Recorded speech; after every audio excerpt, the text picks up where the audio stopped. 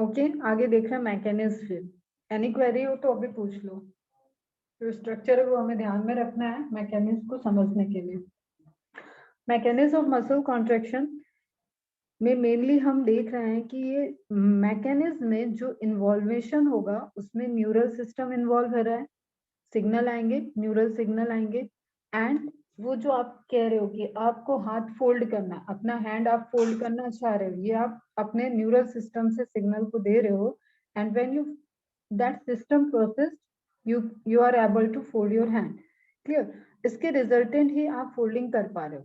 तो इस केस में हम देख रहे हैं कि यहाँ पे एक न्यूरल सिस्टम इन्वॉल्व हो रहा होगा, उससे मसल्स को सिग्नल आ रहे हैं, कुछ सिग्नल्स आएंगे न्यूरोट्रांसमीटर के फॉर्म में, और वो सिग्नल्स को मसल्स की सेल्स, मसल फाइबर रिसीव करेगी सिग्नल्स को, एंड सिग्नल्स से रेगुलेट होगा कैल्शियम आयन, जो कि आपका कहाँ प्रेजेंट है? Endoplasmic reticulum. हमने पहले पढ़ा हुआ है कि स्टोर हाउस है। ये कैल्शियम आयन सिग्नल देगा, कहाँ पे जाएगा? कैल्शियम आयन एंडोप्लाज्मिक रेटिकुलम से बाहर निकलेगा और ये एक्टिन के पास जाएगा। एक्टिन के स्ट्रक्चर में जो मैंने स्टेपलर बनाया था सबसे पहले, वो ट्रोपोनिन को हटाएगा। ट्रोपोनिन हटा तो ट्रोपोमायोसिन लूज हो जाएगा। ट्रोपोमायोसिन लूज हुआ तो जो एक्टिव बाइंडिंग साइट प्रेजेंट है मायोसिन को बाइंड कराने के लिए एक्टिन पे, ट्रोपोमायोसिन के लूज होने से वो बाइंडिंग साइट ओपन हो जाएंगे, एंड उस बाइंडिंग साइट पे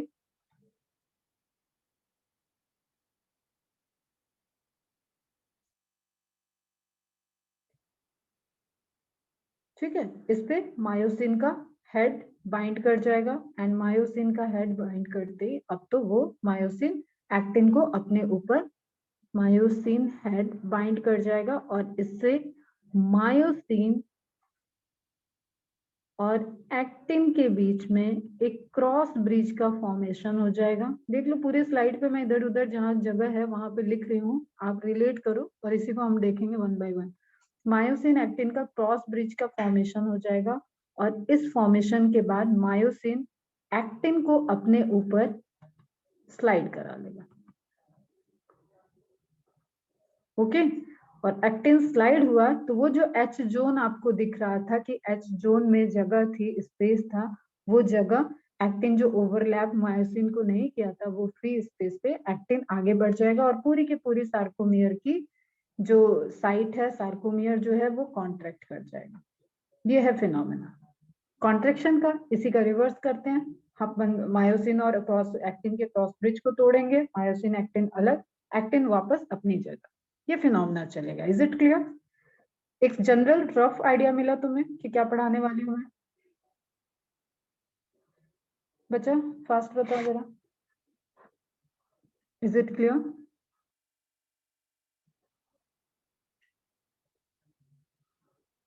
हेलो, अच्छा लिखे सुन,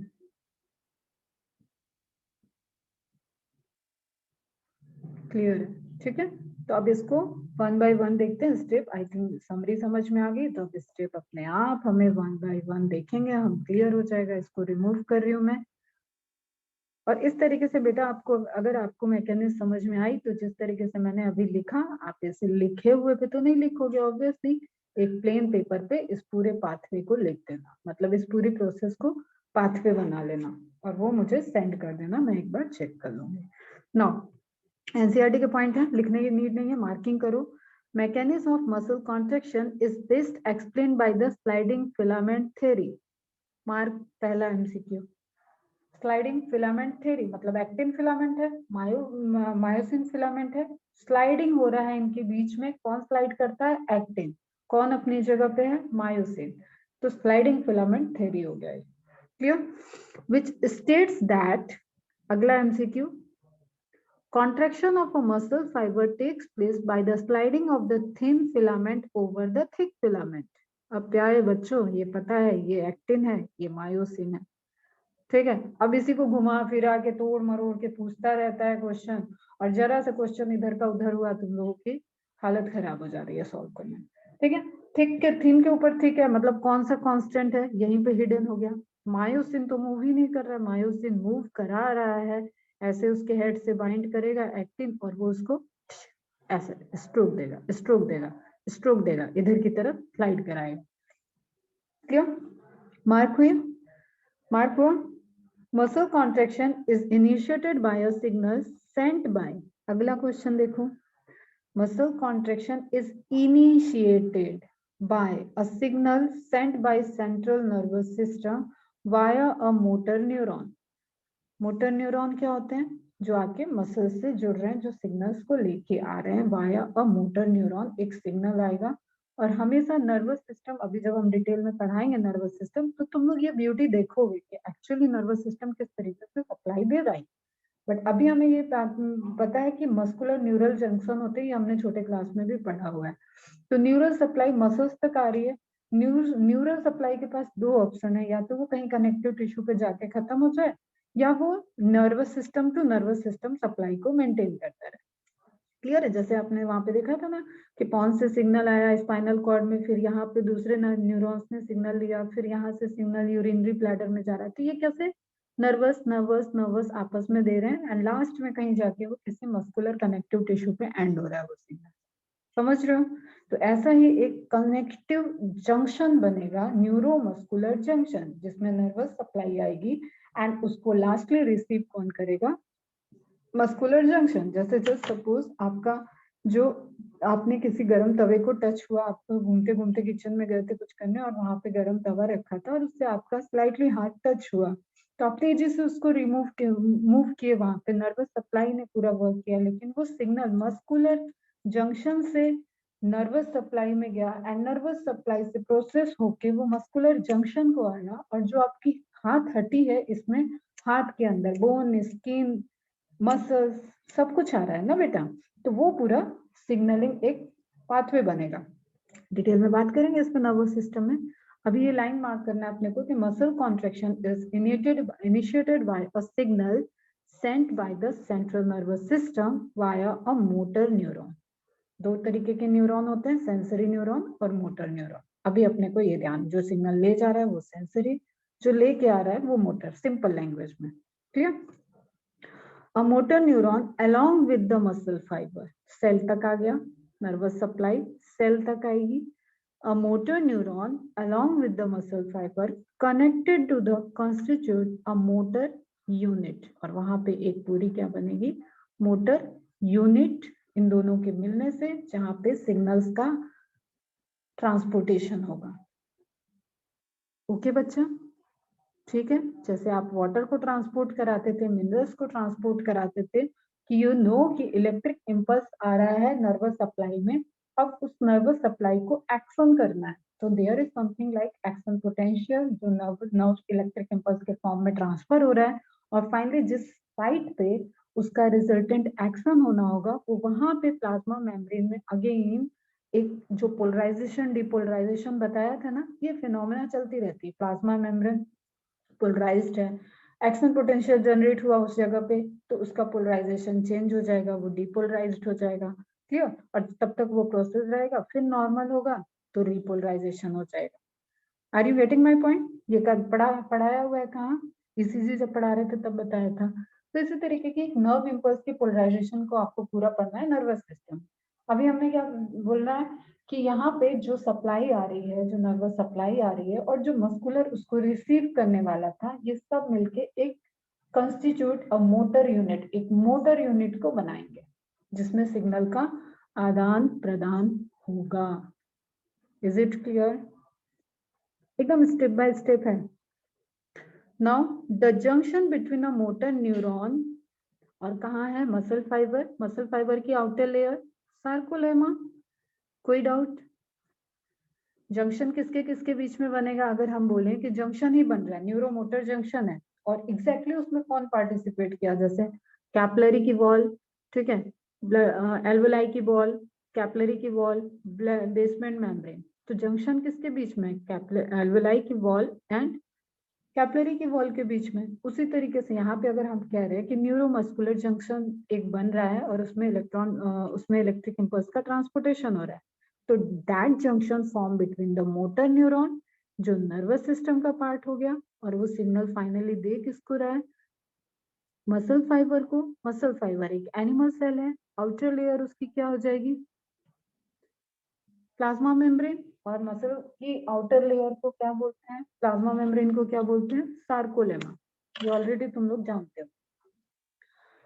The junction between motor neuron and the sarcolemma of the muscle fiber is called neuromuscular junction or motor end plate. सब क्वेश्चन है, मार्क कर लो। जो जंक्शन बना उसको क्या बोल रहे हैं, न्यूरोमस्कुलर जंक्शन, और मोटर न्यूरॉन की एंड प्लेट। अब वो अपने टारगेट साइट पे पहुंच गई है, यहाँ पे जो वो सिग्नल लेके आई थी वो एंड होने वाला है, तो उसको क्या बोलेंगे, मोटर एंड प्लेट। ओके बच्चा। A neural signal reaching this junction release a neurotransmitter mark।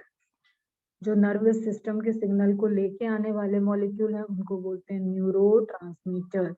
यहाँ पे जो न्यूरो ट्रांसमीटर आ रहा है that is acetylcholine, represent करते हैं इसको capital ACH।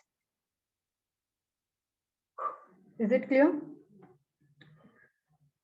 Is it clear?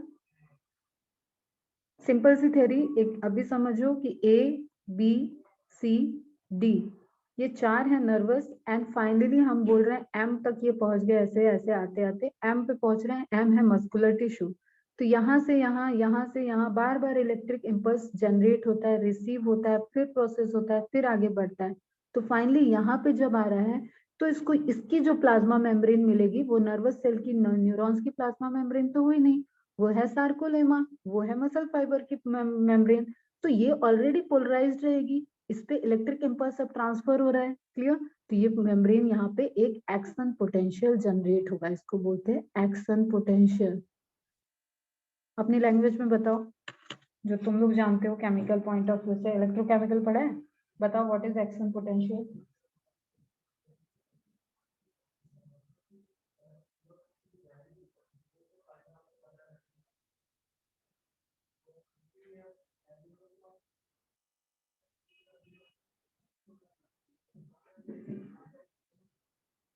ऐसा पोटेंशियल जिससे कुछ एक्शन जनरेट हो सके, वहां पे एक्शन के लिए वो प्रिपेयर हो सके।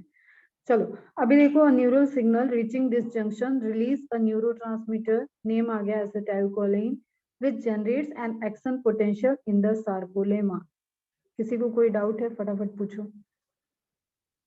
अभी सिर्फ हम क्या करा रहे हैं, जो इलेक्ट्रिक इम्पल्स आया है नर्वस सिस्टम से उसको मस्कुलर सिस्टम पे रिसीव करा रहे हैं। रिसीव लेने वाला कौन है, मसल फाइबर, मस्कुलर सेल।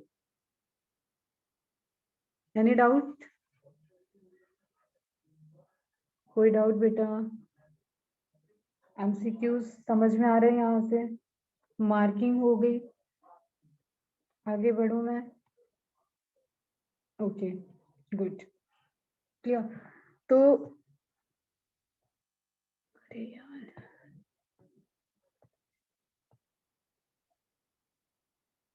चलो एक सिंगल इमेज तो मैं ट्रांसफर नहीं की, कल के स्लाइड में था, आज अलग PDF बनाई है। ये देखो इस वाले पे फोकस करो, this one, focus on this one, इसमें फोकस करो। तो ये है आपका क्या, ये पूरा जो बन रहा है ये बन रहा है न्यूरोमस्कुलर जंक्शन, एकदम फोकस करना अच्छे से, ठीक है? इसके पैकेट में, पैकेट जो वेसाइकल्स दिख रहे हैं उसी में क्या है, एसिटाइल कोलिन है, जो न्यूरोट्रांसमीटर के फॉर्म में यहाँ पे ट्रांसमिट होके आ रहा है। और इस क्लेफ्ट में ये हो गया क्लेफ्ट, जो एक कप लाइक स्ट्रक्चर बन रहा है। अगेन ऐसा तो हम लोग कई बार देख चुके हैं, ग्लोमेरुलस में बन रहा है, क्लियर? फिल्ट्रेशन कर रहे थे तब वहां पे हमने देखा था, एल्वोलाई और कैपिलरी के बीच में बन रहा था। यहाँ पे हम देख रहे हैं कि हाँ एक सिनेप्टिक क्लेफ्ट बन रहा है जो जो न्यूरो और मस्कुलर के बीच में है। तो एक लेयर आपकी आ गई मसल्स वाली, एक लेयर ये है मसल्स फाइबर की जिसको सार्कोलेमा बोल रहे हो, एक लेयर ये आ गई आपकी न्यूरल वाली, क्लियर? और एक ये है जो न्यूरोट्रांसमीटर को कैरी करने वाले वेसाइकल्स हैं। तो ये इसकी प्लाज्मा मेम्ब्रेन से रिलीज हो रहे हैं, सिंपल, ठीक है? रिलीज हो रहे हैं, रिलीज हो रहे हैं। अब क्योंकि अगर चार्ज ट्रेवल करता है और उसको कुछ ऐसा हिंड्रेंस मिलता है तो एक इलेक्ट्रिक इम्पल्स जो है वो स्लो डाउन होता रहता है। तो यहाँ पे क्या होता है, रीजनरेट करना, ये यहाँ पे पूरा का पूरा रीजनरेट होगा और जो इलेक्ट्रिक इम्पल्स आया था वो plasma membrane of muscle fibre पे रीजनरेट हो जाएगा। इसके रिसेप्टर्स इस प्लाज्मा मेम्ब्रेन के इसे रिसीव करेंगे और वहां पे एसिटाइल कोलिन जो रिलीज हुआ है वो बाइंड होगा और उससे फिर एक इंटरनल पूरा चैनल स्टार्ट हो जाएगा। ओके, देखो अभी ये समझ में आया, जंक्शन समझ में आया।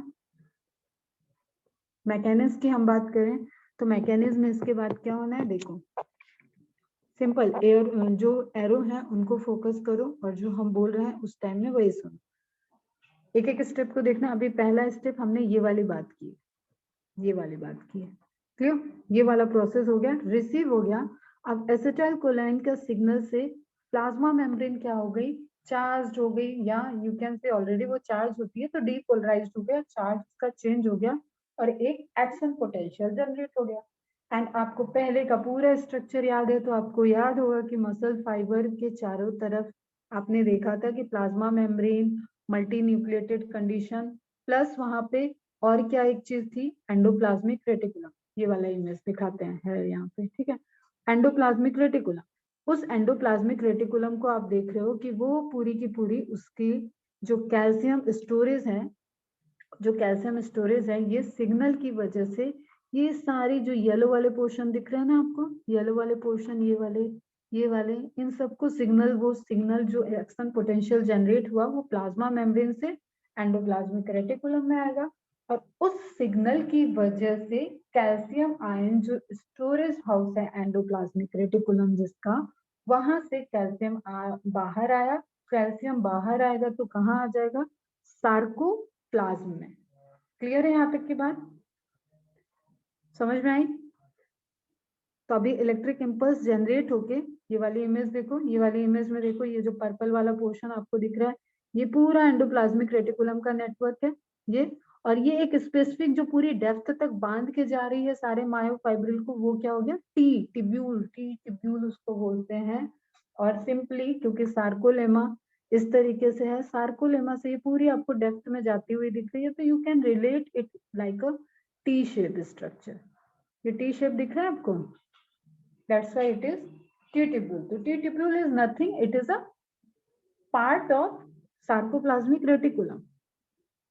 Okay? अब इससे जितने भी पर्पल वाले एंडोप्लाज्मिक रेटिकुलम अटैच्ड हैं उन सब से कैल्शियम आयन बाहर आएगा। यहाँ तक की कहानी क्लियर?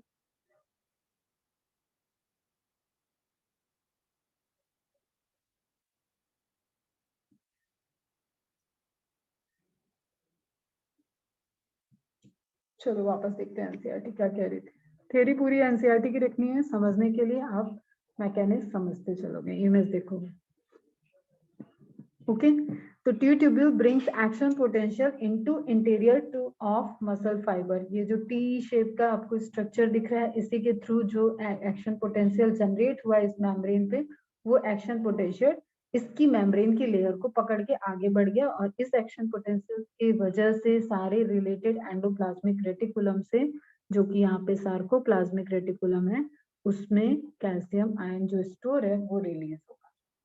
रिलीज होके कहाँ आ जाएगा, बाहर जो साइटोप्लाज्म है। साइटोप्लाज्म क्या होता है, सार्कोप्लाज्म इस केस में, टर्मिनोलॉजी क्या है उसकी, सार्कोप्लाज्म। क्लियर है? फिर आपको चेन में पूरा मायोफिलामेंट दिख ही रहा है वहां पे। Okay, relationship of the sarcoplasmic reticulum and T-tubule to the myofibrils of skeletal muscles। बाकी सारी कहानी बैकग्राउंड में आपको पता ही है, वहां पे आई बैंड है, ये बैंड है, अरेंजमेंट है, एक्टिन मायोसिन का पूरा पैरेलल अरेंजमेंट हो रखा है, सार्कोमियर्स है। क्लियर? ये सब कहानी बैकग्राउंड की आपको बहुत अच्छे से पता है। नाउ हम मैकेनिज्म के अंदर चलते हैं।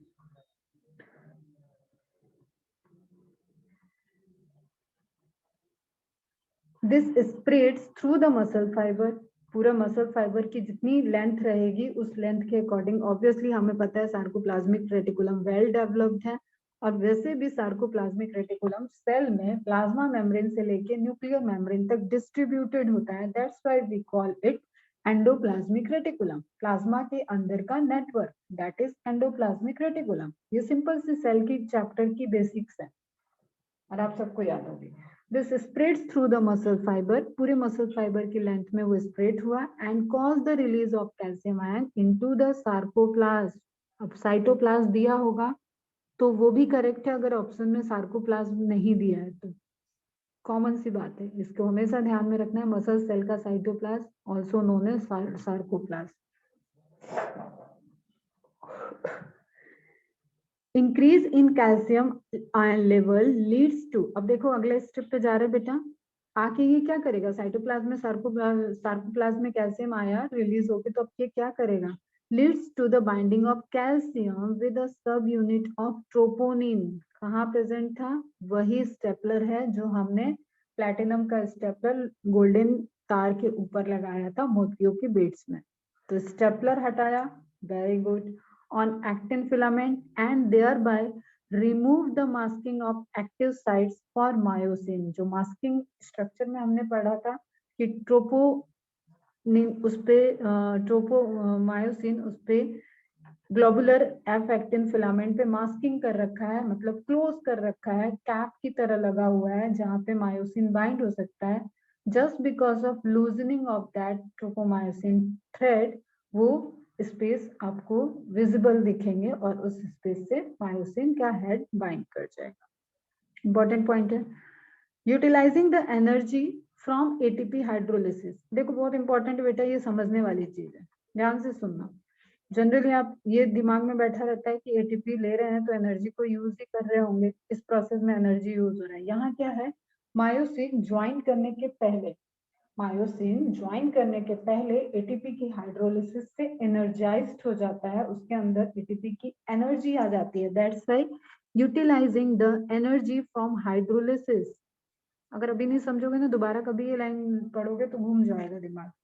Utilising the energy from ATP hydrolysis, the myosin head now binds to the exposed active sites on actin to form a cross bridge। और स्टार्टिंग में जो फ्लो चार्ट मैंने बताया था उसमें मैंने बोला कि क्रॉस ब्रिज का बनना सबसे इंपॉर्टेंट रोल है। मतलब एक्टिन ऐसे ऊपर है, मायोसिन नीचे है, एक्टिन को मायोसिन से जोड़ने के लिए जो मायोसिन के आर्म्स निकल रही है, क्रॉस आर्म निकल रही है और हेड है, उसको इससे बाइंड करना पड़ेगा। अदरवाइज एक्टिन अपनी जगह है, मायोसिन अपनी जगह है, तो ये ऐसे बाइंड करेगा, ये ऐसे बाइंड करेगा। क्लियर। और इस बाइंडिंग के लिए वो बाइंडिंग के टाइम में एनर्जी नहीं यूज करता है, वो पहले ही एटीपी हाइड्रोलिसिस कर लेता है और यहाँ पे एडीपी प्लस इनऑर्गेनिक फॉस्फेट उसके पास रहेगा जो उसको क्रॉस ब्रिज बनवा रहा है, और वो ऑलरेडी एनर्जाइज्ड है क्योंकि उसने एटीपी की हाइड्रोलिसिस करके एनर्जी को ले लिया है। Is it clear. तो क्रॉस ब्रिज का फॉर्मेशन हो गया, समझ में आया। ये पॉइंट इंपॉर्टेंट है, ये घुमा घुमा के क्वेश्चंस आते हैं यहाँ से। एटीपी कब यूज होता है, क्रॉस ब्रिज बनाने के टाइम एटीपी नहीं यूज होता है, क्रॉस ब्रिज बनने के पहले ही एटीपी कंज्यूम हो जाता है। After hydrolysis of ATP, myosin का हेड ज्वाइन करने के लिए कैपेबल रहता है क्योंकि वो हेड एनर्जाइज्ड रहता है। This push the attached actin filament towards the centre of A band.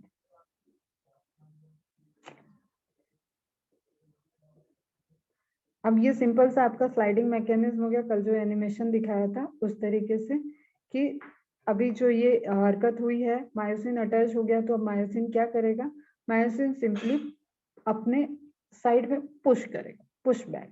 Clear. जो आपको बीच में एज जोन दिख रहा था वो एज जोन फ्री है, वहां पे स्पेस है, उधर के साइड एक्टिन को मूव कराएगा। फिर से देखो इमेज में,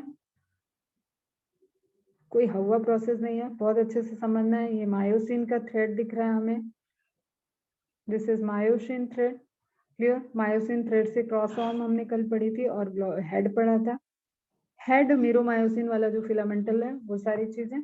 हेड अभी देखो फ्री है, वो एक्टिव बाइंडिंग साइट है ही नहीं अवेलेबल, फ्रीली अवेलेबल नहीं है एक्टिन के ऊपर मायोसिन के बाइंड कराने के लिए। दैट्स व्हाई इस हेड और एक्टिन के बीच में कोई क्रॉस लिंकिंग नहीं बनी है। इसको बनाने के लिए ट्रोपोनिन को क्या चाहिए, कैल्शियम आयन। कैल्शियम आयन कहाँ आके बाइंड किया है, ट्रोपोनिन से। ट्रोपोनिन क्या है, स्टेपलर है। क्यों है, ट्रोपोमायोसिन को एफ एक्टिन के ऊपर अरेंज करके बाइंड करने के लिए।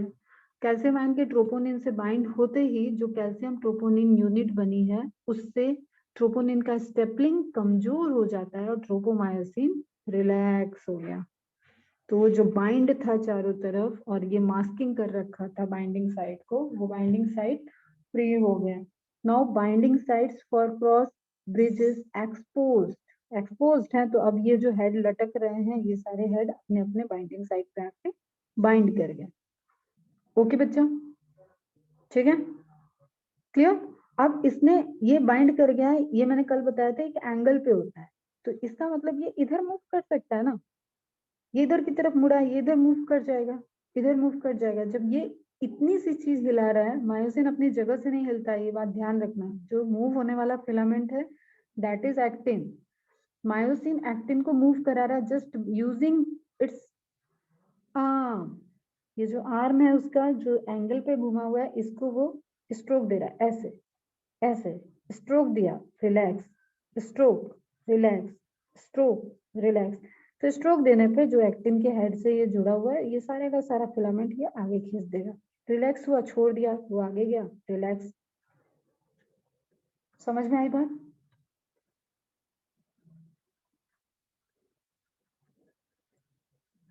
अभी इसमें एनिमेशन प्ले नहीं होगा, एनिमेशन में ग्रुप में भेज दूंगी, देखना उसको एक बार, कल इसलिए दिखाया अभी तक। ओके बच्चे, क्लियर है? तो स्टेप आपको समझ में आ जाना चाहिए। सिग्नल रिसीव हुआ, एसिटाइलकोलिन ने सिग्नल लाया, सार्कोलेमा पे वो रिसीव हुआ, उससे एक्शन पोटेंशियल जनरेट हुआ। एक्शन पोटेंशियल को टी ट्यूब्यूल ने पास ऑन कर दिया, पूरे मसल फाइबर की जो स्ट्रेंथ लेंथ थी उस लेंथ में वो पर्टिकुलर मसल फाइबर में वो पास ऑन हो गया, और सभी एंडोप्लाज्मिक रेटिकुलम से सार्कोप्लाज्मिक रेटिकुलम से जो कैल्शियम आयन को स्टोरेज कर रखी थी वहां से कैल्शियम आयन रिलीज हुआ, रिलीज होके वो साइटोप्लाज्म में आ गया, and cytoplasm of muscle cell is known as sarcoplasm. उस सार्कोप्लाज्म में अब उसके पास सिंपली मायोफाइब्रिल से वो इंटरेक्ट कर सकता है, मायोफाइब्रिल प्रेजेंट है पैरेलली। तो जहां जहां उसको ट्रोपोनिन दिख रहा है उस ट्रोपोनिन से वो बाइंड कर दिया। It depends on calcium concentration, ठीक है, और इसलिए स्टोरेज था कि नीड पड़ने पे बहुत ज्यादा अमाउंट ऑफ कैल्शियम वहां पे रिलीज हो जाए, क्लियर। और रिलीज हुआ, ट्रोपोनिन बाइंड किया, मास्किंग हट गई। मास्किंग किससे हटी है? ट्रोपोमायोसिन की मास्किंग हटी है। मास्किंग के नीचे क्या था? मास्किंग के नीचे मायोसिन के हेड की बाइंडिंग साइट थी जो एक्टिन के ग्लोबुलर एफेक्टिन फिलामेंट पे प्रेजेंट थी। और then cross bridge formation takes place. Cross bridge formation होने के बाद स्लाइडिंग होगी, मायोसिन एक्टिन को स्ट्रोक देगा, क्लियर, स्लाइडिंग होगी और उससे रिजल्टेंट कॉन्ट्रैक्शन होगा। Now simple चीज ये नोट डाउन कर लेना, how calcium controls muscle contraction. When a muscle is relaxed, when a muscle is relaxed, attachment sites, myosin heads are blocked by the tropomyosin, troponin नहीं, clear? For the muscle to contract, tropomyosin must be moved by another protein called troponin. The troponin tropomyosin complex is regulated by calcium ion. Calcium ion troponin के पास गया, troponin ने tropomyosin को relax कर दिया, tropomyosin relax हुआ तो binding site open हो गई।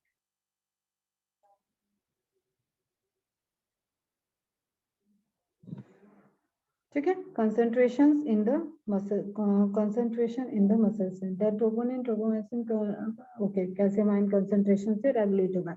इट मींस कि ये सब प्रोसेस तब तक चल सकती है जब तक सार्कोप्लाज्म में कैल्शियम आयन है। ओके बच्चा, क्लियर है?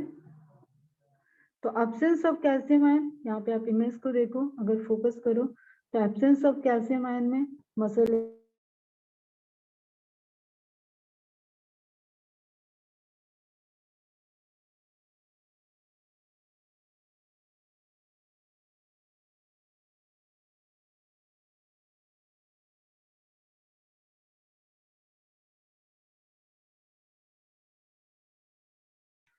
ओके अनम्यूट हो गया था, म्यूट हो गया था।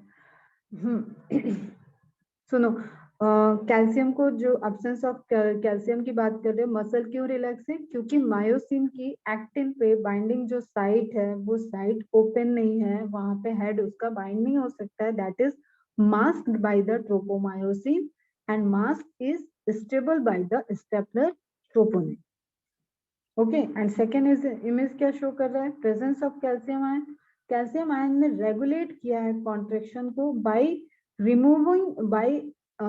reversing the action of troponin, tropomyosin, and that's why binding sites open for myosin binding, and finally cross bridge बन जाएगा एक्टिन और मायोसिन के बीच में. उसके बाद जो एनर्जी मायोसिन के अंदर थी एटीपी को यूज करके, उसी एनर्जी को यूज करके वो कॉन्ट्रैक्ट कराएगा, मतलब झटका देगा एक तरीके से. अब इस अभी तक की कहानी एक सिंगल इमेज में पूरी अच्छे तरीके से आपको समझ में आनी चाहिए. ये ट्रांसमिशन हुआ, ठीक है, एसिटाइल कोलिन आया, रिलीज हुआ प्लाज्मा मेम्ब्रेन पे, सार्कोलेमा पे, एक्शन पोटेंशियल जनरेट हुआ, वो पोटेंशियल प्लाज्मा मेम्ब्रेन पे ट्रैवल कर रहा है. प्लाज्मा मेम्ब्रेन की ही डेप्थ जो एंडोप्लाज्मिक रेटिकुलम, पता है मेम्ब्रेन मेम्ब्रेन सब आपस में इंटरचेंज हो सकते हैं, एंडोप्लाज्मिक रेटिकुलम का पार्ट बन रहा है वो है टी ट्यूब्यूल. टी ट्यूब्यूल से ये सिग्नल जा रहा है, जहां जहां एंडोप्लाज्मिक रेटिकुलम है, सार्कोप्लाज्मिक रेटिकुलम है, उससे कैल्शियम आयन को इसने बाहर सिक्रेट करा दिया. कैल्शियम आयन आ गया सार्कोप्लाज्म में. सार्कोप्लाज्म में कई सारे फिर वहां पे मायोफाइब्रिल्स के थ्रेड प्रेजेंट ही है. मायोफाइब्रिल में ट्रोपोनिन से कैल्शियम आयन ने बाइंड किया, ट्रोपोमायोसिन को रिलैक्स किया, साइट ओपन हो गई. जब साइट ओपन हो गई तो क्रॉस ब्रिज का फॉर्मेशन हो गया. एनी क्वेरी बच्चा, सबको समझ में आया? खामोखा हुआ बना रहता है इन सब मेथड्स के, कुछ है नहीं इसमें. Action potential causes depolarization and release of calcium ion. कैसे किया वो सिंपल आपको फंडामेंटल पता है. Myosin head resting myosin fibril है, तो यहाँ पे कोई भी बाइंडिंग नहीं होगी, रिलैक्स है. और जब रिलीज हुआ है तो कैल्शियम आयन के प्रेजेंस में एडीपी और Pi is related to hydrolysis of ATP molecule. Energy है इस मायोसिन के हेड के पास, एनर्जी है, और ये बाइंडिंग के बाद उसी एनर्जी को यूज करके ये जस्ट इस जगह से इस आर्म को अपने यहाँ ले आएगा. तो जब ये आर्म यहाँ आएगी तो ये वाला पोजीशन इतना अंदर की तरफ मूव कर जाएगा. ठीक है बच्चा, चलो और इमेज देख लेते हैं. यहाँ पे आपको दिख रहा है calcium ion binds to troponin causing a conformational change and movement of the tropomyosin. This exposes the myosin head binding site on the actin. अलग अलग कलर का नोटेशन दिया हुआ है. ये कल एनिमेशन दिखाया था, आज वो इमेज में कन्वर्ट हो गया. एनिमेशन चल नहीं रहा है, यहाँ पे पीडीएफ है ये. तो now you can see again कि सिग्नल आया, न्यूरॉन्स ने सिग्नल को दिया, न्यूरोमस्कुलर जंक्शन पे सिग्नल आया. इस सिग्नल से ये सिग्नल सारे इसके सार्कोलेमा मेम्ब्रेन ने रिसीव किया. एक्शन पोटेंशियल जनरेट हुआ, वो एक्शन पोटेंशियल टी ट्यूब्यूल के हेल्प से हर एक मायोफाइब्रिल तक कैल्शियम आयन को रिलीज करवा के एंडोप्लाज्मिक रेटिकुलम में से रिलीज करवाया. और हर मायोफाइब्रिल के जो ट्रोपोनिन का कंपोनेंट था एक्टिन पे, वो इनिशिएट हुआ. वो इनिशिएट होने से मतलब उसकी एक्टिविटी चेंज हुई, कंफर्मेशनल चेंज हुआ, ट्रोपोमायोसिन फ्री हो गया. Tropomyosin free, site open, myosin binded with to form the cross bridge between the actin and myosin. ये वाले इमेज की बात कर रहे थे स्टार्टिंग में. इस इमेज में आप बहुत अच्छे से फोकस करो, ये सब हम पढ़ाएंगे आपको, डिटेल में पढ़ाएंगे जब अपन पढ़ेंगे.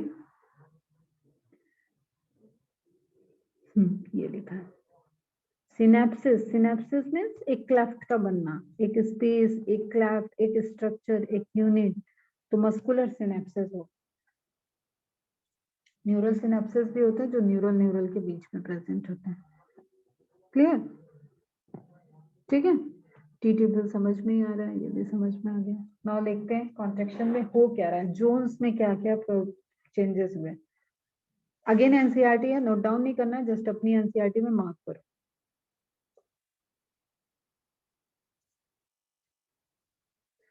The jet line attached to these actins are also pulled inward, thereby causing a shortening of the sarcomere. अब जेड लाइन से आपका एक्टिन अटैच था. जब एक्टिन स्लाइड हो रहा है, एक्टिन स्लाइड हुआ तो ये लाइन भी इधर जाएगी.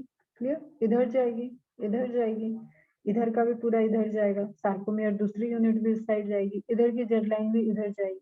तो इस तरीके का एक चेन बनेगा और सारे जेड लाइन कॉन्ट्रैक्ट कर रहे हैं एक्टिन के स्ट्रोक की वजह से, और एक साथ ये स्ट्रक्चर थोड़ा सा शॉर्ट हो गया। ओके बच्चों, जो स्ट्रक्चर इतनी दूरी में था वो स्ट्रक्चर शॉर्ट हो गया। It is clear from the above steps that during shortening of the muscles, that is contraction, the I bands get reduced. I band क्या है? आइसोमेरिक वाला, ठीक है, आइसोट्रोपिक बैंड, उसमें क्या था प्रेजेंट? सिर्फ एक्टिन प्रेजेंट था, तो जेड लाइन भी थोड़ी रिड्यूस होगी। Clear? Get reduce whereas the A bands retain the length. Myosin तो कहीं जा ही नहीं रहा है, मायोसिन ने क्या किया है, सिर्फ अपने गले को यूज करके आगे, गले को यूज किया आगे, गले को यूज किया आगे, खिसका रहा है वो अपनी जगह पे, इसलिए ए बैंड में कोई चेंज नहीं होता। डायरेक्ट क्वेश्चन है ये सब, ऐसा नहीं कि मायोसिन और एक्टिन दोनों स्लाइड किए। स्लाइडिंग मैकेनिज्म ये है कि कोई तो स्लाइड कर रहा है और कोई स्टेबल है, तो स्टेबल कौन है? मायोसिन। स्लाइड कौन कर गया? एक्टिन। नाउ ये हो गया, इमेज देखते हैं। The myosin releasing the ADP and PI होगा, goes back to its relaxed state. जैसे एडीपी और पीआई को रिलीज करेगा, यूज कर लिया, जितनी एनर्जी उसने एटीपी के हाइड्रोलिसिस से स्टोर की थी उतनी ताकत उसने लगा दी एक्टिन को ढकेलने में। क्लियर? तो कॉन्ट्रैक्शन का मैकेनिज्म खत्म, जैसे एनर्जी खत्म वो रिलैक्स हो जाएगा और उसी टाइम फिर से एटीपी आ जाएगा। A new ATP binds and the cross bridge is broken. क्योंकि ये कंटिन्यूअस प्रोसेस है, तुरंत एटीपी बाइंड करेगा, उसके पास एनर्जी खत्म हो रही है, क्रॉस ब्रिज टूट जाएगा, क्रॉस ब्रिज टूट गया है, एटीपी फिर से बाइंड किया, फिर से स्ट्रक्चर एक्साइटेड हो गया है, एनर्जी है मायोसिन के अंदर, अब मायोसिन फिर से free actin binding site actin पे उसके प्रेजेंट ही है, फिर क्रॉस ब्रिज बनाएगा और अगेन स्ट्रोक देगा, स्लाइडिंग स्ट्रोक देगा। क्लियर है बच्चा? तो ये वाली लाइन बहुत इंपॉर्टेंट है, एटीपी से रिलेटेड क्वेश्चंस इंपॉर्टेंट है।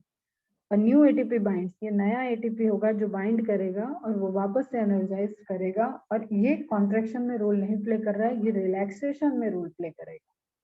कॉन्ट्रैक्शन के टाइम में जो मायोसिन के पास प्रेजेंट है that is hydrolytic form ADP and inorganic phosphate. The ATP is again hydrolysed, ATP is again hydrolyzed by the myosin head and the cycle of cross bridge formation and breakage is repeated causing further sliding. एक बार में तो contract होके हो नहीं जाएगा ना बेटा, आप कंटिन्यू चीजें चल रहा है, मूवमेंट हो रहा है, तो वहां पे फिर से ये चैनल रिपीट होता रहेगा। तो this is again a cyclic process जिसमें कॉन्ट्रैक्शन रिलैक्सेशन चलता रहेगा। क्लियर? अगेन फिर से रिकॉल कर रहे हैं स्टेप्स, देखो। फर्स्ट,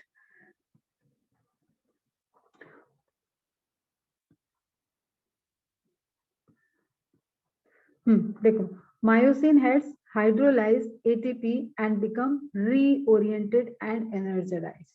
मतलब ये क्रॉस ब्रिज के फॉर्मेशन के पहले एटीपी की हाइड्रोलिसिस हुई, उस हाइड्रोलिसिस से एडीपी और इनऑर्गेनिक फॉस्फेट इसके पास है, किसके पास? मायोसिन के हेड के पास। Parallelly myosin heads bind to actin forming cross bridge. Parallelly यहाँ पे क्या प्रोसेस हो चुकी थी, जो आपका ये पर्पल कलर से यहाँ दिख रहा है, पर्पल कलर यहाँ देखो, ट्रोपोनिन के साथ कैल्शियम आयन कॉम्प्लेक्स बना चुका है, बाइंडिंग साइट्स ओपन है, तो मायोसिन बाइंडिंग साइट्स ओपन थी, तो myosin heads bind to actin forming cross bridge. Clear? ADP अभी भी उसके पास है, वो एनर्जी को यूज कर रहा है क्योंकि वो स्ट्रोक देगा।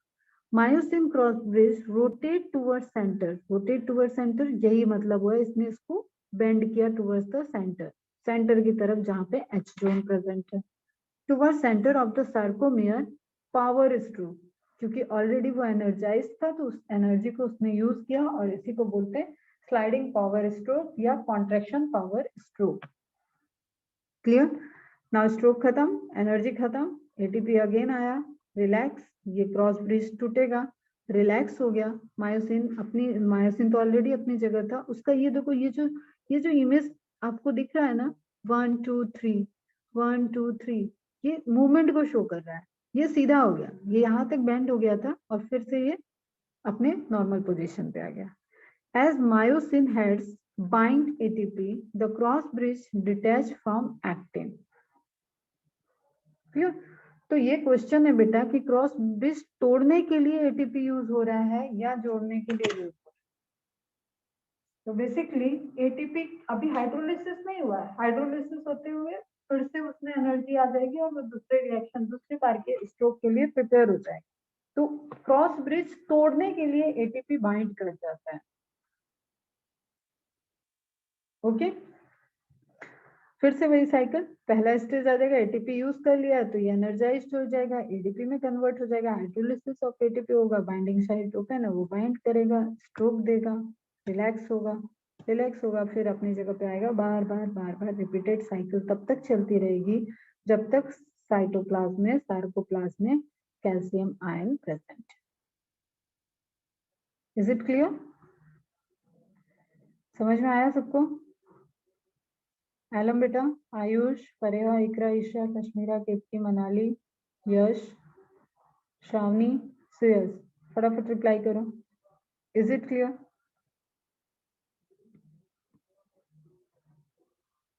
एकदम डंके की चोट पे। चलो गुड, वेरी गुड बेटा। ठीक है, अब ये फिर से एक एनिमेशन का ही पार्ट है कि एक्शन पोटेंशियल यहाँ पे प्रोपगेट हो रहा है, मतलब जनरेट होने के बाद आगे वो ट्रैवल कर रहा है। देखो यहाँ जनरेट हुआ, यहाँ से ये ट्रैवल कर रहा है टी ट्यूब की तरफ। अरे ये तुम एरो इसको स्पॉटलाइट को ही देखो, ऐसे गया, ऐसे ट्रैवल किया, यहाँ सब जगह जा रहा है, डिस्ट्रीब्यूट हो रहा है। क्लियर? सब जगह से कैल्शियम को रिलीज कराएगा। और ये आपको फिलामेंट दिख ही रहा है, फिलामेंट है तो वहां पे ट्रोपोनिन होगा, ट्रोपोनिन है तो वहां पे प्रोसेस स्टार्ट। अब ये आपकी वो इमेज है जो कि आपके काम आने वाली है, मतलब एनसीईआरटी वाली। तो जस्ट कहाँ से स्टार्ट करें? यहीं से स्टार्ट करते हैं। Stages in cross bridge formation, rotation of head and breaking of cross bridge. चलो यहाँ से स्टार्ट करते हैं। अभी हम क्या देख रहे हैं कि क्रॉस ब्रिज नहीं बना है, एडीपी है और इनऑर्गेनिक फॉस्फेट है, मतलब एटीपी की हाइड्रोलिसिस हो चुकी है। ये मायोसिन का हेड जो है, ये हेड इसका एनर्जाइज्ड है और एक्टिन फिलामेंट है। क्लियर? डायरेक्ट वही इमेज है, कैल्शियम वगैरह की बात ही नहीं किया इसमें, क्रॉस ब्रिज का फॉर्मेशन करा दिया, मायोसिन हेड है, फॉर्मेशन ऑफ क्रॉस ब्रिज क्योंकि ओपनिंग ऑफ बाइंडिंग साइट हो चुकी है। उसके बैकग्राउंड में मैकेनिज्म आपको पता है, calcium troponin, troponin myosin, myosin relax, site open, myosin head bind, myosin head already energized, that's why give stroke to movement of actin. Okay, अब यहाँ पे मूवमेंट हो गया। देखो इस इमेज में एक चीज अच्छी दी है, ये क्रॉस ब्रिज और ये झुकना, ये हो गया स्ट्रोक। फिर रिलैक्स होना, एटीपी के आते ही टूट गया क्रॉस ब्रिज और रिलैक्स, फिर ये साइकिल चलती रहेगी। ठीक है, ये भी इमेज इंपॉर्टेंट है। अब बात करते हैं दोनों की कंडीशन की, क्या क्या चेंजेस हो रहे हैं, क्या क्या चेंजेस हो रहे हैं।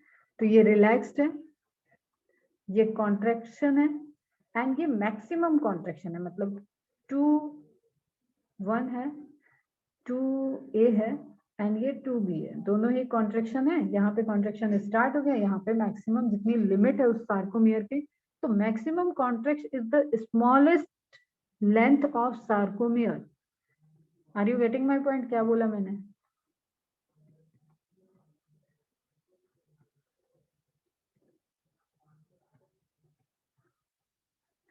सार्कोमियर सबसे छोटा कॉन्ट्रैक्ट साइज में ही दिखेगा, क्योंकि जितना एच जोन था, जितना यहाँ पे गैप था, वो गैप ओवरकम हो चुका है, स्लाइड कर चुका है। ये एक्टिन दोनों अंदर की तरफ स्लाइड कर गया, सेंटर में सार्कोमियर के सेंटर में स्ट्रोक देता है मायोसिन और स्लाइड कराता है। तो एच जोन कवर हुआ, यहाँ पे देखो कवर हो चुका है। ओके बच्चा, क्लियर है? और जेड लाइन को भी आप देखो, इस जेड लाइन और इस जेड लाइन के बीच की डिस्टेंस कम हो गई है। आई बैंड को अब देखो आप, आई बैंड, फिर आई बैंड गायब। ठीक है, ये आगे की तरफ बढ़ रहा है तो ये वाला स्पेस मायोसिन का इधर आ गया, ये इधर आ गया, ये इधर आ गया। क्लियर? ध्यान से देखो इमेज को, एक बार खुद से देखो बिना मेरे बोले, देखो और बताओ मुझे कुछ है जो नहीं समझ में आ रहा है। अभी के अभी देखो, आज के आज खत्म करो इस टॉपिक, फाइनली ब्रेन में सेट हो जाना चाहिए।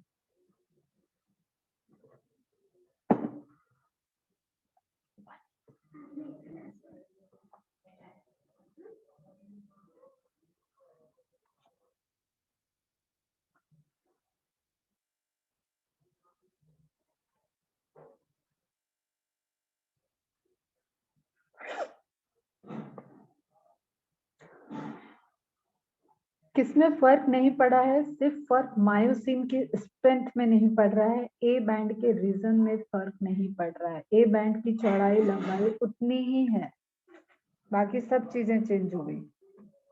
देखो ए बैंड हमेशा इतना ही है, A band, A band, A band. Myosin ना छोटा हो रहा है ना बड़ा हो रहा है, ना आगे जा रहा है ना पीछे जा रहा है, जहां है वही है। आई बैंड छोटा हुआ, छोटा हुआ, जेड लाइन पास पास आ गई, सारे जितनी थ्योरी में लिखी है सब बात क्लियर है। This is sliding filament theory, muscle contraction, movement of the thin filament and the relative size of the I band and H zone. बताओ बेटा, क्लियर? कुछ पूछना है? तो मैकेनिज्म हो गया, स्ट्रक्चर हो गया, मसल कॉन्ट्रेक्शन का एंड रिलैक्सेशन भी हो गया। लाइन से रिलेटेड पॉइंट्स देख लेते हैं। एनसीईआरटी है, the process continues till the calcium ions are pumped back.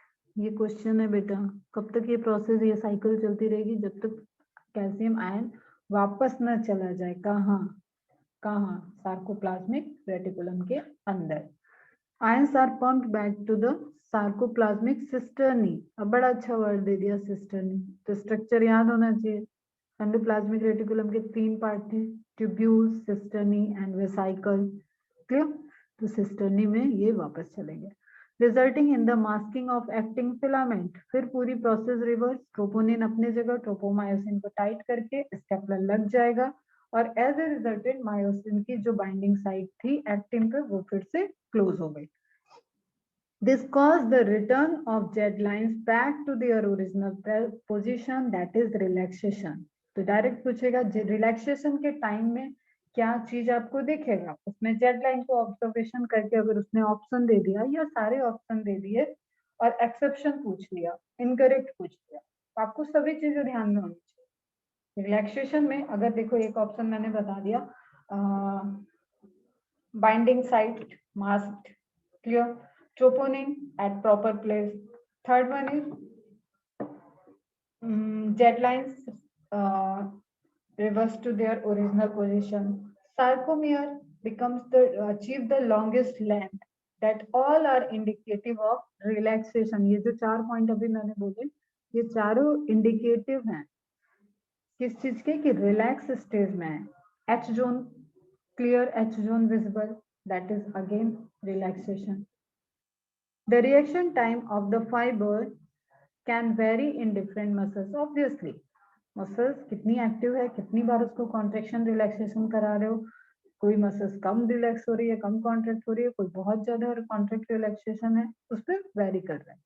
Repeated, अब जिसमें जितना है उसमें उतना माइटोकॉन्ड्रिया का कंसंट्रेशन बढ़ता है। Repeated activation of the muscles can lead to the accumulation of lactic acid. Reason बताओ? चलो कोई नहीं, मत बताओ, आगे लिखा है। Due to anaerobic breakdown of glycogen in them causing fatigueness. Lactic acid का डिपोजिशन, लैक्टिक एसिड फर्मेंटेशन के टाइम में भी मैंने एग्जांपल दिया था कि सर्टेन मसल सेल्स जिनके पास मायोग्लोबिन कम होता है, ऑक्सीजन का कंसंट्रेशन प्रॉपर नहीं पहुंच पाता है, उस जगह पे दे परफॉर्म एनारोबिक रेस्पिरेशन, और एनारोबिक रेस्पिरेशन करने की वजह से वहां पे lactic acid as a product का फॉर्म करता है और वो पैरेलली जो भी एनर्जी यूज हो रहा है उसको यूटिलाइज करेगा। लेकिन धीरे धीरे धीरे धीरे due to the deposition of lactic acid that muscles undergoes the fatigueness. Is it clear?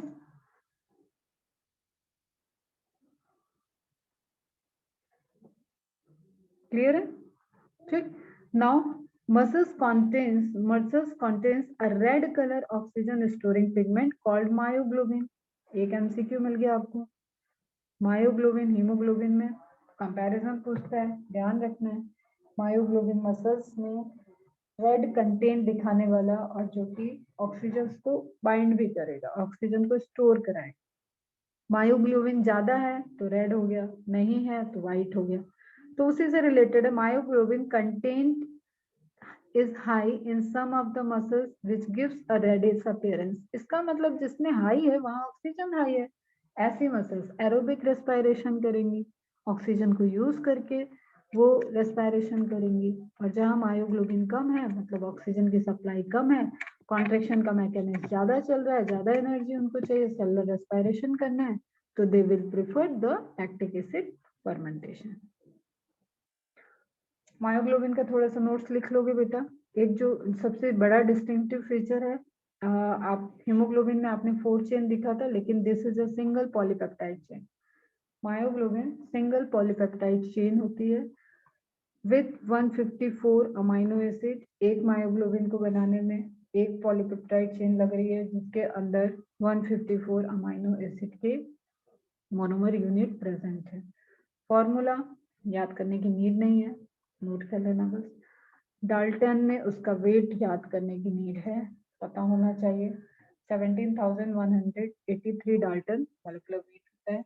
8 alpha है, ये इंपॉर्टेंट पॉइंट, पहले कभी पूछा भी गया है एफएमसी के एग्जाम में। 8 अल्फा हेलिसेस प्रेजेंट है, A B C D E F G H, A से एच तक अल्फा हेलाइसिस। इतनी बार अल्फा हेलाइसिस इसमें टर्न ली हुई है। Located in skeletal and cardiac muscles. Myoglobin दोनों जगह होता है, ये कार्डियक मसल वाला भूलना नहीं है बेटा, इसको ध्यान रखो, क्वेश्चन पूछता है डायरेक्ट। तो मायो से सिर्फ मसल्स के अंदर नहीं चले जाना है, ध्यान रखना है मसल्स मतलब कार्डियक मसल भी है, स्केलेटल मसल्स भी।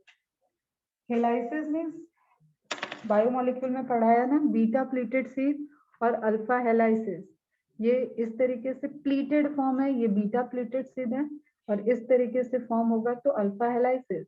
तो ये देखो आप किस तरीके से आपको दिख रहा है, इस तरीके से ऐसा दिख रहा है ना, तो ये हेलाइसिस है। इस तरीके के 8 अल्फा हेलाइसिस प्रेजेंट होते हैं। फिर सीधा फिर हेलाइसिस, ऐसे समझो। देखो प्रोटीन के स्ट्रक्चर तो बड़े अच्छे अच्छे होते हैं, इस तरीके से वो कुछ 8 बार फोल्ड किया हुआ है। ओके, मींस 8 हेलिसेस प्रेजेंट है, दिव सेपरेटली उसमें। And that helices is due to which bond? Helices को बनाने के लिए कौन सा बॉन्डिंग इन्वॉल्व होता है?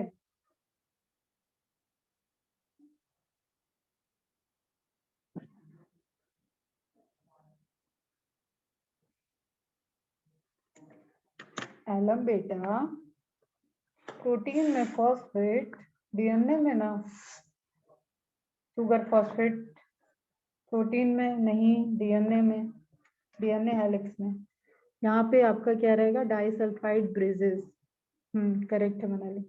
क्लियर? अब देखो ये इमेज से आपको समझ में आ रहा है कि 3 टाइप के आप मसल्स को सेग्रीगेट कर सकते हो। सिंपल सी बात है, जहाँ रेड मसल्स दिख रहा है उसमें मायोग्लोबिन, क्योंकि रेड पिगमेंट वही है वहां पे, वो ज्यादा अमाउंट में है। ज्यादा अमाउंट में है तो एरोबिक रेस्पिरेशन करेगा, एरोबिक रेस्पिरेशन करेगा तो माइटोकॉन्ड्रिया ज्यादा हो। सिंपल, एक एक लाइन में लिख लो। मिक्स्ड है मतलब medium mitochondrial content, they can perform both aerobic and anaerobic. White muscles है, लो बहुत माइटोकॉन्ड्रिया और they prefer lactic acid fermentation and doing anaerobic respiration. Clear?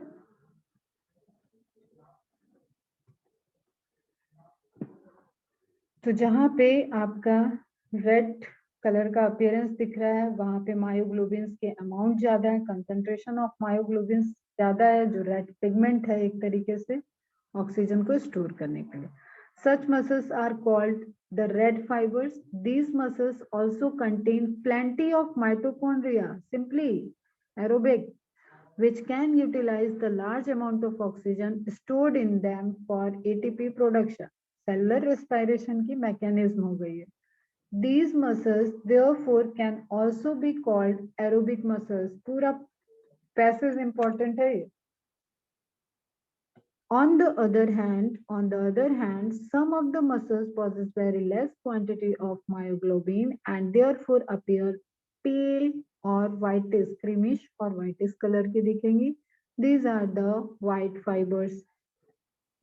The number of mitochondria are also few in them, but the amount of sarcoplasmic reticulum is high. Clear? Contraction कर सकते हैं, सब कुछ process कर सकते हैं. Just फर्क कहाँ पे हो रहा है यहाँ पे एरोबिक एंड एनारोबिक रेस्पिरेशन का. They depend on anaerobic process for energy. ठीक है. अब कोई तुमसे पूछता है हाई एनर्जी किसमें सिंथेसिस हो रही है, तो सेलुलर रेस्पिरेशन का कॉन्सेप्ट याद है भैया. हाई हाई एटीपी किसमें फॉर्म होगा, लैक्टिक एसिड में तो हो नहीं रहा था. तो आप ध्यान रखो ये सब चीजें मिक्स होती हैं, एक चैप्टर से दूसरे चैप्टर का लिंक बना हुआ है. ओके अब ये टेबल आपको नोट डाउन करना है. Red muscle fibre, white muscle fibre. Red muscle fibre, they are dark red muscle fibers due to presence of abundant myoglobin in them. They are pale or whitish as they have less myoglobin. Mitochondria are more in number but they have less sarcoplasmic reticulum. Mitochondria are few in number but amount of sarcoplasmic reticulum is high. They depend on aerobic process for energy. They depend on anaerobic process of energy. They have low rate of contraction or long period. ऐसी sales जो होती हैं ये लो rate of contraction को show करती हैं, जो red muscle fibres वाले होते हैं. इसमें आ जाता है आपका एक्सटेंसर मसल और ह्यूमन बैक मसल्स. ये सब देखो आप कम मूव करते हो ना, बैक हम लोग कितने कम मूव करते हैं. तो इन सब मसल्स में मेनली रेड मसल फाइबर्स होते हैं. और जो बहुत ज्यादा आप मूव कर रहे हो, जैसे आई बॉल की मसल्स यहाँ पे एग्जांपल दिया हुआ है, तो ये एग्जांपल्स भी इंपॉर्टेंट है. They have fast rate of contraction for short period. थोड़ी ही देर के लिए कॉन्ट्रेक्शन करेंगे लेकिन जल्दी कॉन्ट्रैक्ट करेंगे एंड उसके बाद रिलैक्स होता है. एंड ऑल्सो एक चीज ध्यान में रखना कि जो भी ऐसे मसल्स हैं जहाँ पे माइटोकॉन्ड्रिया प्रेजेंट है, लेस इन नंबर जरूर हो सकता है, लेकिन those muscles involved in both aerobic and anaerobic respiration. ठीक है. यहाँ पे हुआ मस्कुलर सिस्टम खत्म. अब ये आपको दिख रहा है skeletal system, second portion chapter का, जिसमें यू कैन क्लियरली से कि अगर आपको कोई एक्सरे इमेज से दिखाए किसी का बॉडी, तो एक्सरे से देखने पे जो एक्सरे से फिल्म आती है, आप एक्सरे फिल्म में एक्सरे करते हो बोन के दायरे में, तो पूरी की पूरी बॉडी आपको इस तरीके से दिखेगी, जो कि मेनली आपका फ्रेमवर्क बना रही है, एंडोस्केलेटन को बना रही है. एंड उसी के ऊपर आपके मसल्स उसको पूरा एक फिजिक दे रहे हैं. एंड उसकी कवरिंग एपिडर्मिस लेयर, स्किन की लेयर, वो पूरी आपको पूरा एक प्रॉपर जो इंटरनल शेप एंड साइज दिया गया उसको कवरिंग कर रही है. क्लियर? कितना टाइम हो गया? तो चलो अभी तो टाइम है, थोड़ा सा स्टार्ट कर लेते हैं इसको. कोई क्वेश्चन मसल सिस्टम से, मसल वाले क्वेश्चन से? अच्छे से रिवाइज करना, रिलेटेड एमसीक्यूज को सॉल्व करो, फिर भी लगे कुछ तो पूछना, कल के लेक्चर में पूछ लेना. मसल वाला पोर्शन खत्म हो गया. चैप्टर 2 पोर्शन में डिवाइडेड है muscle and skeletal. Now skeletal system को देखना है. एनसीईआरटी है बेटा, सीधी सी कुछ बातें हैं जो आपको जीके के पॉइंट ऑफ व्यू से भी पता है और कनेक्टिव टिश्यू आपने स्ट्रक्चर ऑफ ऑर्गेनाइजेशन में भी पढ़ रखा है. Skeletal system consists of a framework of bones and a few cartilage. चलो एक क्वेश्चन बताओ. First time endoskeleton reported in which phylum? First time endoskeletal system reported in which phylum? Animal kingdom का question है. ठीक है. इसका मतलब उसके पहले क्या होते होंगे? स्केलेटन या तो नहीं रहा होगा या तो रहा होगा तो एक्सोस्केलेटन रहा होगा, बाहर की तरफ से तो internal endoskeleton. This system has a significant role in movement shown by the body. Muscles ढांचे, जैसे कहें कि हमने एक रोबोट बनाया, लेकिन रोबोट चल किससे रहा है? इलेक्ट्रिक सप्लाई से, बैटरी की सप्लाई से चल रहा है. ओके, तो उसी तरीके से स्ट्रक्चर आपका स्केलेटल सिस्टम बना रखा है, लेकिन वो बोन खुद नहीं गिर सकती है जब तक उसको मसल्स मूव नहीं कराएंगे. तो movement is basically locomotion, and movement is the resultant interaction of the muscular and skeletal system both. Clear है बच्चा? So this system has a significant role, but not the all complete role in the movement shown by the body. Clear? अब जैसे कि पैर से हम बोले कि मेरे पैर से हड्डी हटा दो, बोन्स हटा दो, तो मेरा कि पैर क्या मूव कर पाएगा? तो ये सिग्निफिकेंट रोल तो प्लेस कर ही रहा है, लेकिन अकेले नहीं कर रहा है. तो ट्रिकी क्वेश्चन आते हैं वहां पे, आपको एकदम ऐसा नहीं कि बोन बोन बोन कर दो. मसल्स, स्केलेटल मसल मूव कराएंगी तभी वो मूव करेगी. Imagine chewing food without jaw bones and walking around alone. इसने भी इमेजिन करा दिया. Around without the limbs bones. Is it possible कि ये हो सके? दोनों प्रोसेस नहीं हो सकती. क्लियर? एक जो आपको फोर्स लगाना था, जो फोर्स बोन से आप एग्जीक्यूट कर रहे थे, जो स्ट्रक्चर बोन्स ने कैरी कर रखा था, वो अगर बोन हटा दोगे तो everything become fleshy. Muscle flesh हो जाएगा, ठीक है, एकदम पूरा सब फ्लैशी हो जाएगा और उसका कोई स्ट्रक्चर नहीं रहेगा. Bone and cartilage are specialized connective tissue. पता है? Few types of connective tissue है. The former has a very hard matrix due to calcium salt. Bone के पास जो है वो hard matrix है due to the presence of calcium salt. And आपने पढ़ रखा है यहाँ पे chondroitin salt होगा cartilage में. In it, the latter has slightly pliable, थोड़ा सा flexible है matrix due to the chondroitin salt. Clear है बच्चा? क्लियर? ठीक है, सब मार्क करो एनसीईआरटी में. In human beings this system is made up of 206 bone. अब डायरेक्ट लिखा ह्यूमन बींग, मैंने बोला है तुम्हें हर सिस्टम को अगर उसने कहीं पे स्पेसिफिक नहीं किया है तो you should have clarity that it is talking about the adult human being. एक बच्चा होता है, बच्चे के तो 300 हड्डियां होती है, ठीक, वो भी ह्यूमन बीइंग है. बट जब एक जनरल स्टेटमेंट आ रहा है 206 का, मतलब it is talking about the an adult person. 206 bones and a few cartilage. cartilage भी होता है जो आपको दिख रहा है, आपका कान में दिख रहा है, नाक में फ्रंटल पोर्शन पे दिख रहा है. फिर सारे वर्टिब्रल कॉलम में आएंगे, वहां बताएंगे कार्टिलेज फैट प्रेजेंट है. तो वी नो कि हाँ बोन सिस्टम भी है लेकिन कार्टिलेज भी प्रेजेंट है.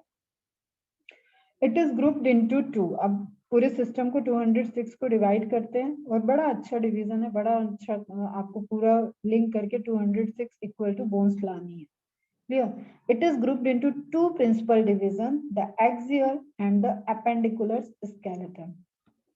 थोड़ा सा अपनी अपनी बॉडी को ऑब्जर्व करो और खड़े होके देखो कि तुम्हारी बॉडी का एक एक्सिस है जिस एक्सिस पे तुम खड़े हो, मतलब एक सेंटर पॉइंट जा रहा है. खड़े हो जाओ सब लोग, जो सो के लेक्चर सुन रहे हैं वो भी खड़े हो जाएं थोड़ा 1 मिनट के लिए. चल 30 सेकंड के लिए खड़े हो जाओ, फिर सो जाओ. हो गए खड़े? खड़े हो, इस तरीके से खड़े रहना एकदम.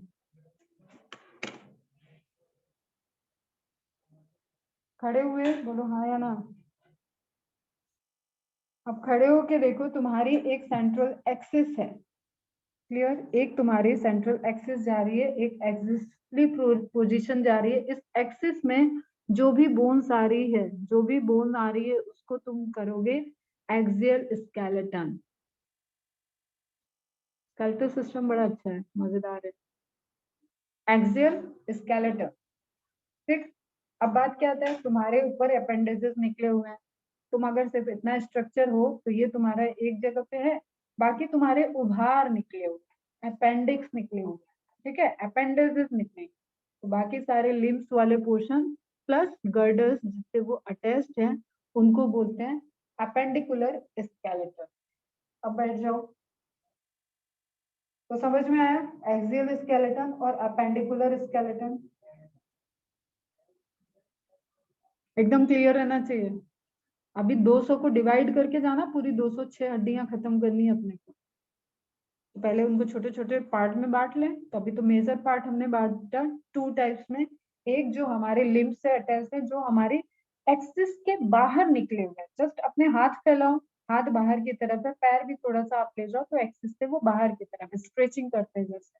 तो आपको दिखेगा कि पैर भी आप बाहर ले जाते हो, रिब को बाहर नहीं कर सकते आप इस एक्सिस से, नहीं वर्टिब्रल कॉलम को आप बाहर कर सकते हो, नहीं अपने स्कल को, क्रेनियल बॉक्स को बाहर कर।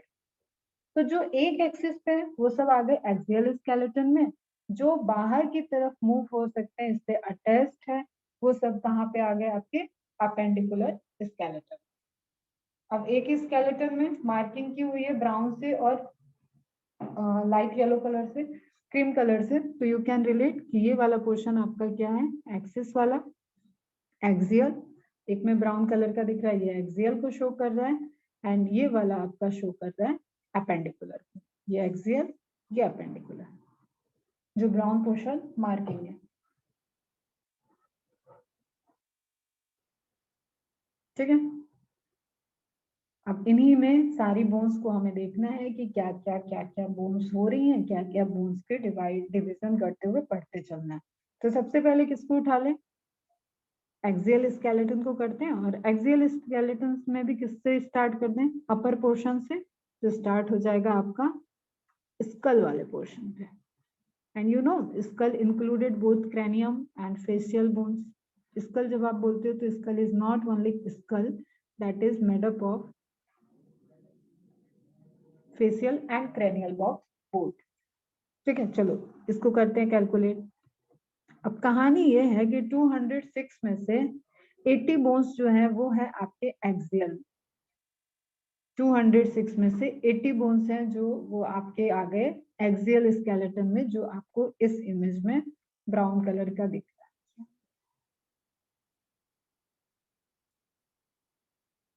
ठीक है, ये वाली कितनी है, ये वाली बोन्स के नंबर कितने हैं बेटा, 80।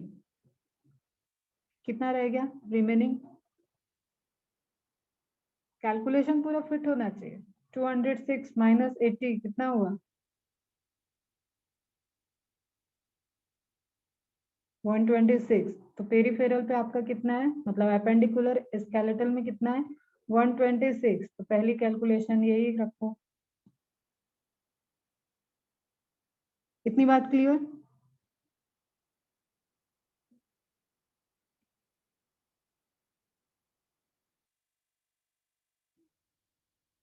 चलो अब आगे देखते हैं। तो ये एनसीईआरटी में जो आपको 80 दिखा है, उसके रिवर्स में आप 126 को भी कैलकुलेट करके रखो, और यहाँ पे आपको 206 के अकॉर्डिंग करके रखना है। नाउ क्या कह रहे हैं, skeletal axial skeleton comprises 80 bones distributed along the main axis of the body। अभी खड़े करके हमने दिखाया था कि तुम्हारी मेन एक्सिस क्या है। नाउ द स्कल, क्या क्या इसमें आ गया, vertebral column, sternum, ribs constitute the axial skeleton। दिख रहा है हमें यहाँ पे, देखते हैं फिर से। ठीक है, ये वाले पोर्शन को अगर हम देखें, इसमें जो हाईलाइटेड किया हुआ है, इस पोर्शन में जो ग्रीनिश हाईलाइट है उसको आप देखो तो उसमें क्या क्या आ जा रहा है बेटा, एकदम आराम से हल्लो हल्लो। देखो देखो स्कल आया, मतलब क्रेनियम और फेशियल बोन्स दोनों आ गई। फिर वर्टिब्रल कॉलम यहाँ से स्टार्ट हुआ, यहाँ तक आ गए। कौन कौन से वर्टिब्री है वो बाद में बात है, पूरा वर्टिब्रल कॉलम आ गया। देन आपको रिब केज आया। देन आपने जो चेस्ट बोन, ब्रेस्ट बोन पढ़ रखी थी, स्टर्नम, वो आ रहा है इसमें। क्लियर है, पीछे कॉन्डाइल वगैरह आ जाएंगे, सब इसी में आ जाएगा। क्लियर है, तो जो मेन एक्सिस पे है वो यहाँ पे आ गया आपका। तो मार्किंग करो बेटा, यहाँ पे क्या क्या दिया हुआ है आपको, vertebral column, sternum, skull and rib, ये सब मिलके जो स्केलेटन पोर्शन का पार्ट बना रहे हैं, that is axial skeleton. Now skull को ले रहे हैं, पहला स्टार्ट कर रहे हैं स्कल से। Skull is composed of 2 sets of bone. अब फिर से हमने 80 में हम गए, 80 से हम गए हैं स्कल में, स्कल से अब हम जा रहे हैं फिर से इसको 2 पार्ट में डिवाइड कर दिया, one is cranial, another one is facial. एक जो आपका क्रेनियल बॉक्स बन रहा है ऊपर के साइड, और एक जो आपकी फेशियल बोन्स दिख रही हैं, दबा के देखो जॉ बोन वगैरह जो आप फील कर रहे हो, वो सब क्या हो गए, आपके फेशियल बोन्स हो गए। और ये जो पूरा एक कंकाल बनता है, जो चेहरा ये डरावनी मूवीज में दिखाता है पूरा जॉ हिलते हुए, वो पूरा जब दिखाता है फेस, तो आपका क्या बनता है, स्कल बनता है। क्लियर? तो टू सेट्स हैं, 80 माइनस 22, 80 में से 22 पे आ गया हम यहाँ पे। अब 22 को स्टडी करना है अभी पहले, ठीक है? तो बाकी सब कहाँ गई, बाकी सब वर्टिब्रल कॉलम में है, स्टर्नम में है, रिब्स में है। तो 22 को पहले देख लेते हैं। Cranial bones are 8 in number, ये दो पार्ट में डिवाइड हुआ, इसमें हो गए 8, बचे कितने, 22 माइनस 8, 14। सही बोल रही हूँ ना, 22 माइनस 8, 14। ठीक, तो 14 आपकी कहाँ चली गई, फेशियल बोन में। बताओ कोई कैलकुलेशन में प्रॉब्लम यहाँ पे। टोटल एक्सिलरी स्केलेटन में बोन्स कितने आ रही थी, 80। 80 में हम पहले गए हैं स्कल में। स्कल में कितनी बोन्स प्रेजेंट है, 22। 22 में कितने पोर्शन है, दो मेन पार्ट है, एक क्रेनियल का, दूसरा फेशियल का। क्रेनियल बोन्स कितनी है, नंबर में 8, facial bones 22 minus 8, 14। Clear? So cranial bones are 8 in number. They form the hard protective outer covering known as cranium, जिससे आपने डिवीजन बना लिया था एक क्रेनिएटा, याद आ रहा है? तो यहाँ पे किसकी बात हो रही है, उसी क्रेनियम की बात हो रही है, उसी स्कल बॉक्स की बात हो रही है। इतनी बात क्लियर? बोलो बच्चा।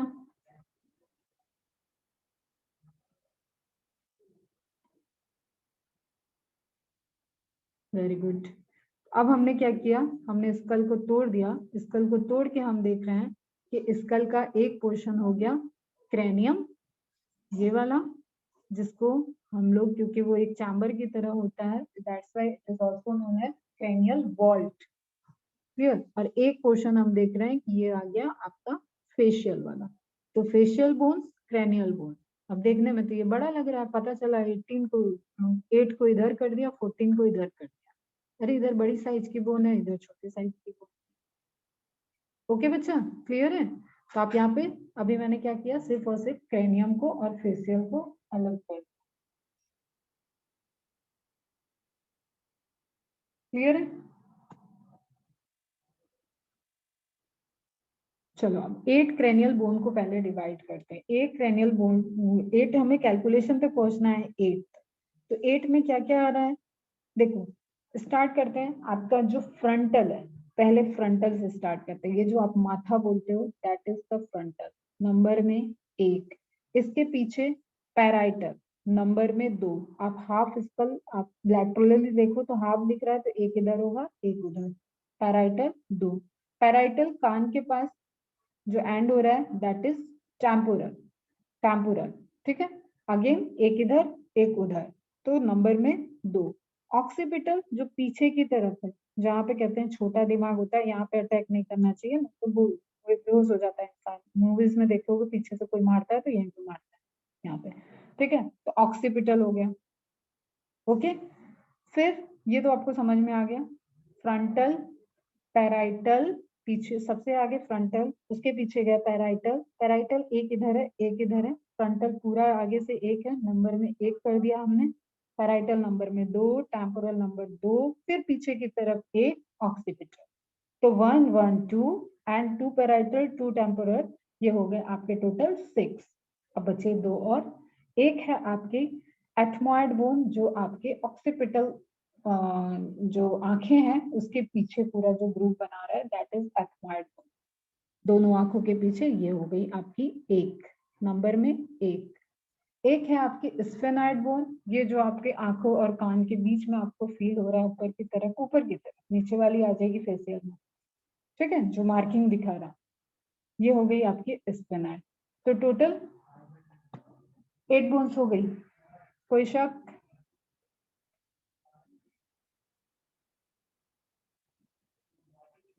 Any doubt? टोटल 8 हुई। Very good. अब देख लेते हैं फटाफट से फेशियल बोन, फिर कल इनके डिटेल्स देखेंगे। फेशियल बोन को हमें 14 तक पहुंचना है। चलो रहने दो फेशियल, ठीक है, यहाँ तक हो गया, समझ में आया। अगेन इस इमेज में देख लो, फ्रंटल डायरेक्शन वाइज देखो, बढ़िया, frontal, parietal, temporal, frontal, parietal, temporal, occipital, last वाली one, posterior side one, anterior side one, बीच वाली दोनों दो दो, और ये जो जो जुड़ाव सा आपको दिख रहा है ना, that is known as suture. Suture clear. Fissure word use किया था जब मैंने लीवर के टाइम में, तब मैंने बताया था कि इस तरीके से आपको एक कनेक्शन दिखता है कि हाँ, जिसको आप सेपरेट नहीं कर सकते हो, टूट जाएंगे, ये यहाँ से अलग नहीं होगी, लेकिन ये ऐसा है कि हाँ, जैसे दो ईंटों के बीच में आपने सीमेंट लगा के परमानेंट जोड़ बना रखा है, और ये सूचर्स ही फॉर्म होते हैं जब आपका छोटे बच्चे का स्कल, जैसे मैंने बताया था कि बहुत सॉफ्ट होता है, वो धीरे धीरे इसके बोन्स ज्यादा होती हैं, उसकी छोटी छोटी बोन्स हैं, वो आपस में ज्वाइंट होंगी तो सूचर्स का फॉर्मेशन होता जाता है और छोटी छोटी बोन्स आपस में ज्वाइंट होती है। इज इट क्लियर बच्चा?